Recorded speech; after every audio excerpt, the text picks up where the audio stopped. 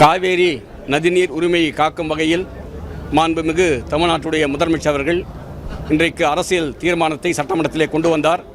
அந்த அரசியல் தீர்மானத்தை இந்திய கம்யூனிஸ்ட் கட்சியின் சார்பிலே ஆதரித்து இந்திய கம்யூனிஸ்ட் கட்சியின் சார்பாக எங்களுடைய கருத்துக்களை எடுத்துரைத்திருக்கிறோம்.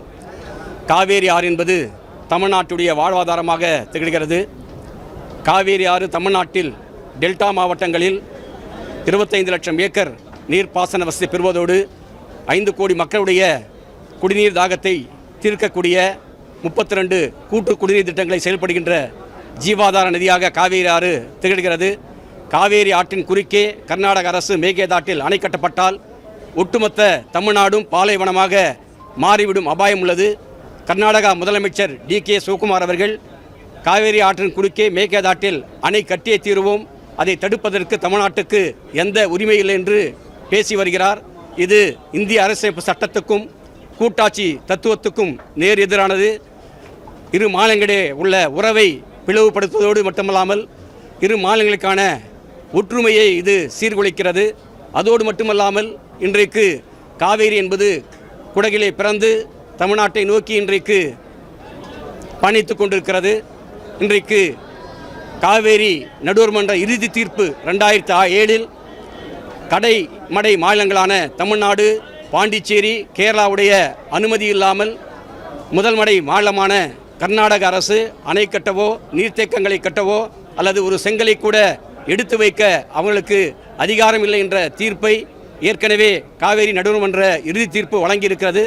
அதை உச்சநீதிமன்றம் 2018 உறுதி செய்திருக்கிறது. அவ்வாறு இருக்கும்போது தமிழக அரசு இன்றைக்கு தமிழ்நாட்டில் உள்ள அனைத்து அரசியல் கட்சிகளையும் அழைத்து அவருடைய கருத்துக்களை கேட்டு அனைத்து அரசியல் கட்சி தலைவர்களையும் டெல்லிக்கு அழைத்து சென்று பாரத பிரதமரை சந்தித்து அதே போல நீர்வளத்துறை அமைச்சரையும் சந்தித்து ஒரு அழுத்தத்தை ஒன்றிய அரசுக்கு கொடுக்க வேண்டும். அதோடு இல்லாமல் காவேரியின் குறுக்கே கர்நாடக அரசு அணை கட்டுவதற்கும் அதே போல அதற்கான சுற்றுச்சூழல் அனுமதியும் வழங்கக்கூடாது என்பதை நிர்பந்திக்க வேண்டும். அதோடு மட்டுமல்லாமல் சட்ட வல்லுநர்களோடு ஆலோசித்து சட்ட ரீதியான நடவடிக்கைகளை மேற்கொண்டு தமிழ்நாட்டின் வாழ்வாதாரமாக திகழ்கின்ற காவேரி உரிமையை பாதுகாக்க தமிழ்நாடு முதலமைச்சர் அவர்கள் நடவடிக்கை எடுக்க வேண்டும். அவர் எடுக்கின்ற அனைத்து சட்டப்பூர்வமான நடவடிக்கைக்கும் இந்திய கம்யூனிஸ்ட் கட்சி உறுதுணையாக நிற்கும் என்பதை சட்டமன்றத்திலே எங்கள் கட்சியின் சார்பாக எங்களுடைய கருத்துக்களை எடுத்துரைத்திருக்கிறோம். ஒளிபரப்பப்பட்டது அப்படின்னு சபாநாயகர் இன்றைய தினம் ஒளிபரப்பு வந்து நடுவில் கரெக்டாக இருக்குது. மக்களிடம் வந்து டிரான்ஸ்பரண்டாக இந்த நிகழ்வு நாங்கள் சட்டமன்றத்தில் இருந்தோம். ஒளிபரப்பப்பட்டதா இல்லையா என்பது எங்களுக்கு தெரியல. இருந்தாலும் ஜனநாயக முறைப்படி சட்டமன்ற நிகழ்வுகளை பொதுமக்கள் அறியும் வகையிலே நேரடியாக ஒளிபரப்ப வேண்டும் என்பது இந்திய கம்யூனிஸ்ட் கட்சியுடைய நிலைப்பாடு.